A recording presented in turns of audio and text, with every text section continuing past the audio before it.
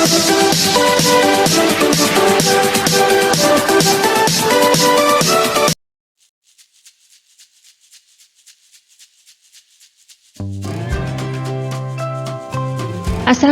warahmatullahi wabarakatuh. Selamat pagi dan salam sejahtera untuk kita semua. Hai anak-anakku kelas 4 yang luar biasa, bagaimana kabar kalian? Semoga kalian tetap sehat dan terus bersemangat. Bersama Peggy Hari Tulungagung, kita berjumpa kembali dalam video pembelajaran Cerdas Tangkas semester 2. Kali ini kita memasuki tema 7, subtema 2 di pembelajaran yang ke-1. Sebelum kita mulai, mari kita berdoa sesuai dengan ajaran agama dan keyakinan kita masing-masing supaya mendapatkan ilmu yang bermanfaat. Berdoa dimulai. Berdoa selesai. Selanjutnya, yuk kita simak video ini sampai habis dan jangan di skip.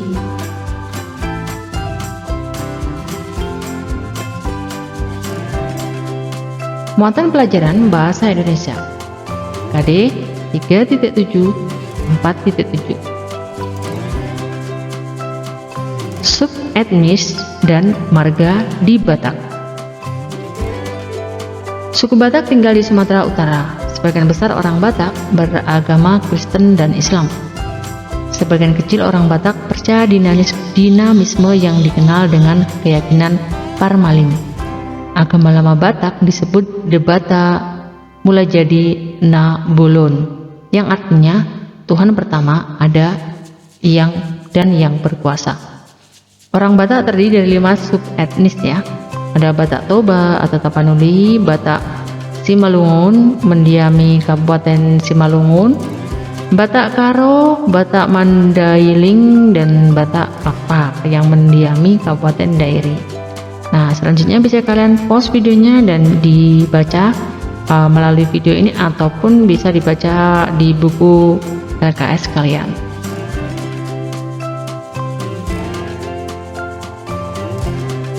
Di sini dalam siklus hidupnya orang Batak. Nah, dalam siklus hidup orang Batak harus dilakukan upacara adat. Siklus hidup meliputi upacara adat, upacara kelahiran, beranjak dewasa, memiliki keturunan sampai meninggal dunia. Perhitungan hubungan berdasarkan satu ayah disebut Sede Bapa atau bahasa Karo dan Seama atau bahasa Toba. Nah, di dalam masyarakat Batak dikenal istilah handa marga, yaitu kelompok kekerabatan berdasarkan garis keturunan ibu atau ayah. Marga orang Batak mengikuti garis keturunan. Garis keturunan itu disebut patrilineal. Marga orang Batak selalu dihubungkan dengan anak laki-laki. Ada apa ya dengan anak laki-laki? Seorang Batak merasa hidupnya lengkap ya jika ia memiliki anak laki-laki, karena anak tersebut akan meneruskan marganya. Sesama satu marga dilarang menikah. Sesama marga disebut dalihan natolu atau dongan tobu. Aduh, kasihan sekali ya jika anaknya perempuan semua, gimana? Rumah adat Batak disebut Siwaloh Jabu untuk Batak Karo. Rumah ini bertiang tinggi dan biasanya dihuni satu keluarga besar yang terdiri dari 4-8 orang. Pintu jendela terletak di atas balok keliling, dinding rumahnya miring, atap rumah berbentuk segitiga dan bertingkat 3. Pada puncak dan segitiga-segitiga terdapat kepala kerbau. Nah, kepala kerbau ini melambangkan kekayaan pemilik rumah. Atap biasanya berwarna merah, putih, dan hitam. Atap rumah tersebut dari anyaman. Pada kusen pintu masuk dihiasi dengan ukiran telur dan panah. Siwaloh Jabu juga dilengkapi dengan hiasan menyerupai binatang cicak dan kepala singa. Ada juga hiasan menyerupai gajah yang diletakkan pada sudut rumah. Setelah kalian membaca bacaan tadi, tuliskan kata-kata yang kamu temukan pada bacaan di atas dan carilah artinya. Di sini ada kata-kata sulitnya dan di sini ada artinya. Lalu kalian menuliskan paragraf gagasan pokok ya di tiap paragraf, pada paragraf 1, 2, 3, 4, dan 5. Selamat mencoba. Jika ada kesulitan bisa chat di kolom komentar.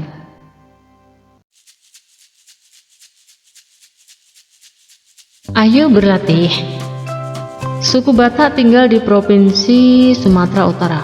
penulisan yang benar pada kata-kata yang bergaris bawah. Nah, di sini ya, Provinsi Sumatera Utara. Yang benar adalah A.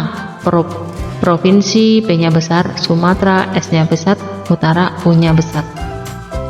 Nomor 2, kelompok kekerabatan berdasarkan garis keturunan ibu atau bapak pada suku Batak disebut marga. Kata dasar dari kata yang bergaris bawah kekerabatan itu kata dasarnya adalah kerabat. Titik-titik bentuk rumah suku adat Batak Karo, rumah adat suku Batak Karo. Nah, di sini kalimat tanyanya adalah bagaimana? Bagaimana bentuk rumah adat suku Batak Karo? Nomor 4, marga orang Batak mengikuti garis keturunan ayah. Sinonim keturunan. Keturunan itu adalah anak ya sinonimnya. Dalam siklus hidup orang Batak harus dilakukan upacara adat. Siklus hidup meliputi kelahiran, beranjak dewasa, memiliki keturunan, sampai meninggal dunia. Upacara adat tersebut masih tetap berlaku sampai saat ini. Tulislah pokok pikiran dari paragraf di atas. Dalam siklus hidup orang Batak harus dilakukan upacara adat.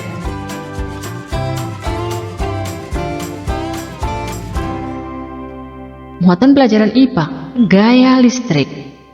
Listrik merupakan kebutuhan yang sangat penting bagi kehidupan kita ya. Energi listrik digunakan untuk menerangi rumah, jalan, baik di kota maupun di desa. Energi listrik juga digunakan untuk menggerakkan mesin dan menyalakan peralatan rumah tangga. Misalnya ada lampu, mesin cuci, kipas angin, setrika, komputer, televisi, dan radio. Energi listrik itu ya dihasilkan oleh sumber energi listrik, yaitu berupa benda-benda yang dapat menimbulkan arus listrik. Arus listrik akan timbul bila kutub positif dan negatif dihubungkan dengan sepotong kabel. Arus listrik mengalir dari kutub positif ke negatif.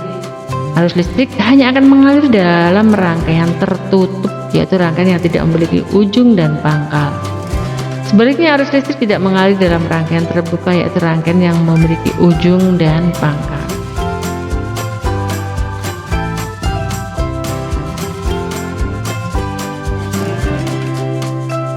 Selanjutnya, ayo diskusikan dengan teman kalian ya, mengapa bola lampu bisa menyala.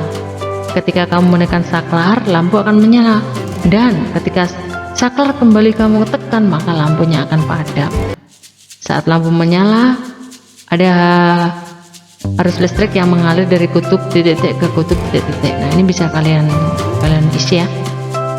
Lalu silakan kalian mencoba. Di sini sediakan satu balon karet yang sudah tertutup. Gosok-gosokkan balon itu ke rambutmu. Lalu tempelkan ke dinding.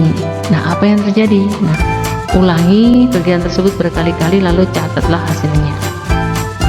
Ketika balon digosok-gosokkan pada rambut kering, elektron pada rambut kering berpindah ke balon sehingga balon kelebihan elektron dan menjadi bermuatan negatif. Nah, ketika balon bermuatan negatif didekatkan ke dinding, muatan negatif pada dinding menjauhi balon sehingga dinding yang berdekatan dengan balon menjadi bermuatan positif, sehingga balon dapat menempel ke dinding. Peristiwa tarik-menarik antara balon dan dinding merupakan salah satu bentuk gaya listrik. Kamu jangan kaget nanti kok, aduh, balonnya tertarik sama dinding, ajaib. Nah, itu ternyata ada gaya listriknya ya di situ ya. Nah, itu bisa kalian coba. Perbedaan listrik statis dan listrik dinamis. Listrik statis adalah listrik yang diam untuk sementara pada suatu benda. Listrik statis terjadi karena gesekan atau gosokan dua benda. Contohnya adalah saat kain wol disetrika ya, lalu didekatkan ke badan kita, maka muncul listrik statis yang akan menarik rambut di badan kita, kayak merinding itu ya, bulu-bulu rambut di tubuh kita kan kayak tertarik. Pada saat kita menggosokkan balon ke rambut lalu ditempelkan di dinding, nah itu tadi ya, menempel di dinding. Penggaris mika, bila digosok-gosokkan ke rambut lalu penggaris tersebut didekatkan ke sobekan kertas, nah itu kertas nanti akan menempel. Nah, itu bisa kalian coba dan tidak usah terheran-heran atau bilang, oh amazing, ajaib, saya bisa sulap, bisa sihir ya. Itu karena ada pengaruh listriknya ya. Nah, jadi kalian tidak usah heran.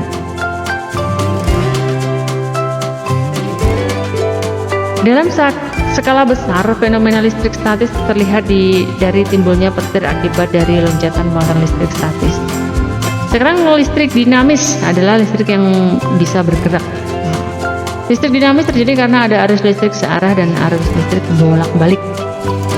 Arus listrik hanya bisa menyala pada rangkaian listrik tertutup. Contohnya pada baterai dan lampu. Pada baterai, kutub positif terletak pada ujung baterai yang menonjol, sedangkan pada kutub negatif adalah ujung baterai yang rata.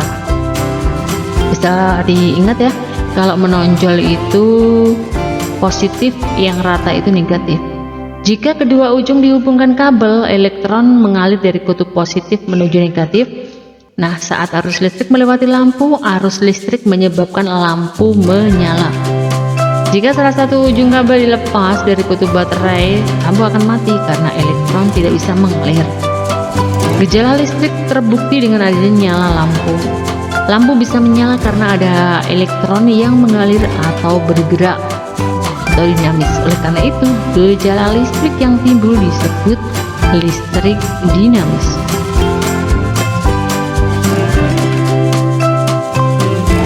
Ayo berlatih. Di sini bola lampu yang bisa menyala karena adanya arus listrik yang mengalir dari kutub titik ke kutub titik. Jawabannya adalah positif ke negatif ya, yang C. Listrik yang diam sementara pada suatu benda disebut listrik statis. Penggaris yang dikosongkan ke rambut lalu penggaris itu didekatkan ke sobekan kertas, maka sobekan kertas itu akan bagaimana ya, menempel pada penggaris. Pada listrik dinamis, arus listrik hanya dapat mengalir pada rangkaian tertutup. Tulislah satu contoh yang menunjukkan gejala listrik statis. Tadi ya sudah balon ditiup, digosok-gosokkan dan lain sebagainya. Bisa kalian geser slide-nya. Demikian tadi pembahasan yang bisa Ibu sampaikan. Mohon maaf jika ada kesalahan dan kekurangan. Sampai jumpa di video pembelajaran berikutnya. Ibu akhiri. Wassalamualaikum warahmatullahi wabarakatuh.